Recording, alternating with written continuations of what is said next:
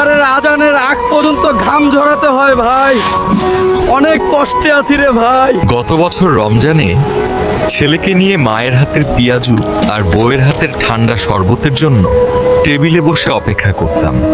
আর আজ আমার ইফতারের সঙ্গী হইল এই ইট বালু আর কনস্টান্সনের দোলা। কি ভাবছেন ভাইয়েরা, সুখে আছি তাই না? দেশের মানুষেরা ভাবে আমরা প্রবাসীরা বিদেশে রাজহাঁসের মতো সুখে ভাসি, এসি রুমে থাকি আর টাকার বালিশে ঘুমাই। প্রবাসীরা বিদেশে সুখে থাকে না রে ভাই, এরা নিজের রক্ত পানি কইরা পরিবারের মুখে হাসি ফোটায়। আমাদের প্লেটে হয়তো 12 পদের খাবার থাকে, কিন্তু চোখের জলের কোনো অভাব থাকে না রে ভাই। ঘরে টাকা পাঠাইলে সবাই খুশি, কিন্তু কষ্টটা কেউ দেখে না। প্রবাসী মানে শুধু টাকা না ভাই, প্রবাসী মানে একলা যুদ্ধ।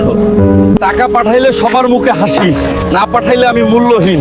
বইয়ের কথা, সংসারের কথা, সবার চাহিদা আছে, কিন্তু প্রবাসীর কষ্টের দাম কই ভাই? টাকা গেলে আমি আপন, টাকা বন্ধ হলে আমি পর। বাবা মা, সন্তান, সংসার সবাই টাকার হিসাব রাখে, কিন্তু প্রবাসীর বুকের ভাঙা হিসাব কেউ রাখে না ভাই।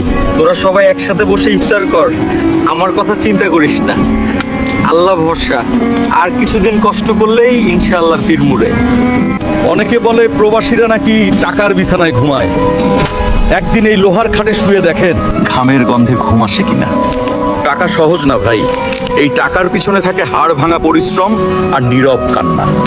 জন্ম নিবন্ধন করতে যত কষ্ট হয়েছে, আমার মনে হয় না আমার জন্ম নিতেও এত কষ্ট হয়েছে। এই হচ্ছে আমাদের বাংলাদেশ। জন্ম নিবন্ধন করতে গিয়ে কাম সারা, বুঝলেন সাংবাদিক ভাইরা? বাংলাদেশের এই সমস্যা, ওই সমস্যা, যত সব সমস্যা শুধু আমাদের এই বাংলাদেশেই। হাইরে ডিজিটাল বাংলাদেশ। ওই দেখতো কেল লেগে আমার জমিটা দিতেছে না। এই বুইড়া, কেল লেগে তুই আমার নেতারে জমি দিতে চাস না? বল তোর জমির দাম কত? হ্যাঁ, এই জমি আমার বাপ দাদার রক্ত দিয়ে কামাইছি। কোন চেয়ারম্যান, কোন নেতা এসে জোর করে নিতে পারবো না। জমি লাগলে আইনের পথে আয়, দাদাগিরি দেখাইস না। আইনের কথা কইছস? এই এলাকায় আইন আমার নেতা। বেশি বাড়াবাড়ি করলে শুধু জমি না, এই গ্রামেও থাকতে পারবি না। শেষবারের মতো বলতেছি, শান্তিতে সমাধান কর। বেশি সাহস দেখাইস না বুইড়া। এই এলাকায় আমার নেতার বিরুদ্ধে দাঁড়াইলে এভাবেই শাস্তি পেতে হয়। মনে রাখিস, আমার নেতা তোদের বাপ, আর তোদের বাপ যা বলবে তাই হবে। নেতার কথাই সব হবে, আমার নেতা যা বলবে তাই হবে। যদি কেউ নেতার বিরুদ্ধে একটা কথাও বলে, তার কল্লাটা নামায় ফেলবো। এই কথাটা যেন সবাই মনে থাকে। সাবাস আমার রয়্যাল বেঙ্গল টাইগার। আমি তো এরকমই চেয়েছিলাম। তুই তো দেখছিস সবকিছু বাজিমাত করে দিছিস। সাবাস, এগিয়ে যা আমার বাঘের বাচ্চা। কোনো সমস্যা হইলে শুধু আমাকে বলবি। শোন জাম্বু, একটা কাজ আছে। পুকপাড়া করিমের দোকানে যাবি, বলবি দোকানটা যেন ছাইড়া দেয়, নলে কিন্তু দোকানও যাবে সাথে প্রাণটাও যাবে। ঠিক আছে বস। ওই করিম, আজকের মধ্যেই দোকান ছেড়ে যাবি। 1 ঘন্টা সময় দিলাম। এরপর যদি তোকে এই দোকানে দেখি, তাহলে এই দোকানও ঠিক থাকবে না, তুইও শান্তিতে থাকবি না। সময় গুনতে শুরু কর। জাম্বু ভাই, আমি আপনার পায়ে ধরি, আমারে মাফ করে দেন। আমি গরিব মানুষ, এই দোকান দিয়ে আমার সংসার চলে। এই দোকানটাই আমার শেষ সম্বল। মাফ? শোন শোন, আমি কোনো মাপটা বুঝি না। আমার নেতা যা বলবে তাই হবে। ও জাম্বু, তোর নেতা কয়দিন ধরে আমার জমিটা অকারণে আটকে রাখছে। টাকা পুরো দিছি, কাগজও দিছি, তারপরেও জমি ছাড়তেছে না। তোর নেতারে কইস আমার জমিটা যেন তাড়াতাড়ি ছাইড়া দেয়। আমরা গরিব মানুষ, আর কত দৌড়ামু? কি কইলি তুই? আমার নেতার বিরুদ্ধে কথা কস? এত সাহস পাইলি কোথা থেকে? আজকে বুঝাই দিব সীমা কই। তোর জমি আমার নেতা নিছে প্রায়, এটা তোর 7 জন্মের ভাগ্য। শোনা পাখিয়া, জলদি করে 4টা খাবার দাও তো, খুব খিদে পাইছে আজ। কেন এখন আমি খাবার দিমু কেন? নেতার কাছে যাও, সেখান থেকে খাইয়ে আসো। নেতা নেতা কইরা মানুষের কত কষ্ট দিতেছো, ভাবতেছো শক্তি পাইছো। বুঝবা এই নেতা আসলে কি জিনিস, কয়েকদিন পরেই টের পাবা। শোনা, তুমি এসব কিছু বুঝবা না। নেতা আমাকে এমপি বানাইবো, আমার নামে মানুষ কাঁপবো, সবাই আমাকে দেখলে স্যালুট দিব। জাম্বু ভাই, বড় সমস্যা হয়েছে, পুলিশ অভিযান চালাইছে। আপনার নামও নাকি লিস্টে আছে, মনে হয় আপনার বাড়ির দিকেই যাইতেছে। সাবধানে থাকেন ভাই, মনে হয় ধরতে আইবো। বস, পুলিশ নাকি আমার ধরতে বাড়ির দিকে আইতেছে। আমি এখন কি করবো? সমস্যা নাই, ধরা দে। কালকের মধ্যেই তোর জামিন হয়ে যাবো, ভয় পাওয়ার কিছু নাই। জাম্বু ভাই, আপনি গ্রেফতার হচ্ছেন কারণ সম্প্রতি আমরা যেসব হিংস্র অবৈধ কার্যকলাপের খবর পেয়েছি, আপনি তাদের সঙ্গে যুক্ত। তোরা আমাকে বেশিক্ষণ আটকে রাখতে পারবি না, কারণ আমার নেতা কালকেই জামিন করে নিয়ে যাবে, আমাকে ছাড়িয়ে নিয়ে যাবে।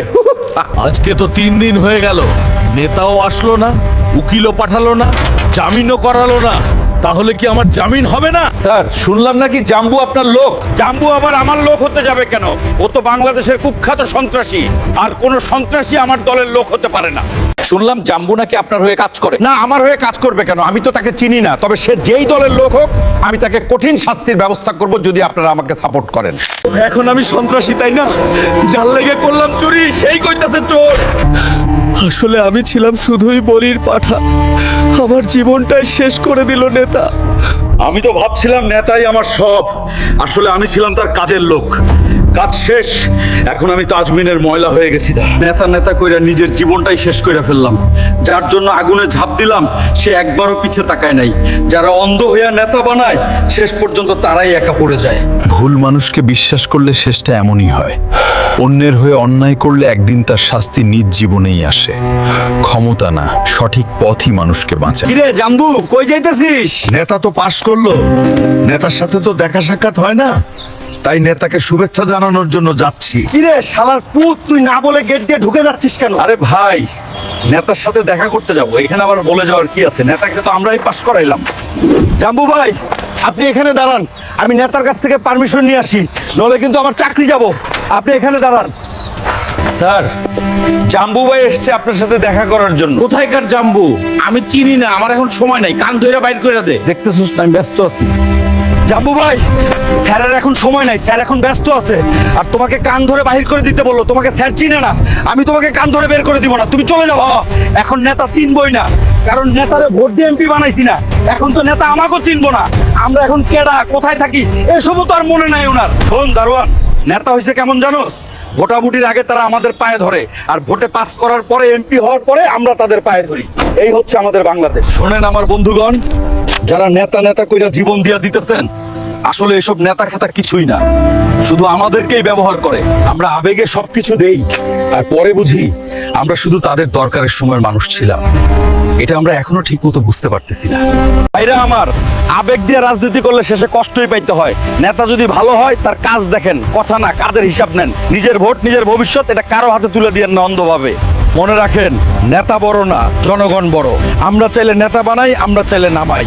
তাই নিজের শক্তি চিনেন, নিজের অধিকার বুঝেন, আর কারোর জন্য নিজের সম্মান বিক্রি করেন। ওই হারামজাদা, এখনই থানায় চল।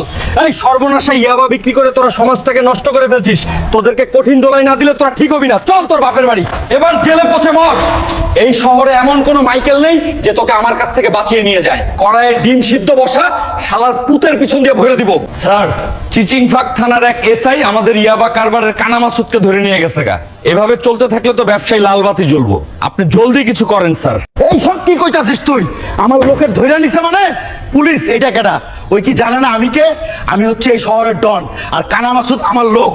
ওই হারুনের বাচ্চা, তোর কোন অফিসার আমার কানা মাসুদরে ধইরা নিয়ে আইছে?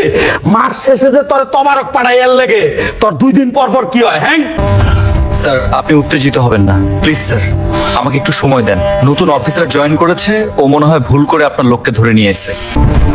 হ্যালো মোতালেব, সকালে যাকে ধইরা নিয়ে এসেছো তাকে এখনই ছেড়ে দাও। অনেক হাই প্রোফাইলে বেকআপ আছে ওর পিছনে। কিন্তু স্যার, ও তো একজন মাদক ব্যবসায়ী, এই চিচিংফাক এলাকার কুখ্যাত ইয়াবা সম্রাট। ইয়াবা দিয়ে সমাজটাকে নষ্ট করে ফেলেছে এরা। মোতালেব, আমি তোমাকে যা বলছি তুমি তাই করো। আচ্ছা স্যার। মাসুদ ভাই, তোমার জামিন হয়ে গেছে। আমি তো আগেই কইলাম তোরা আমাকে একদিনও লকআপে রাখতে পারবি।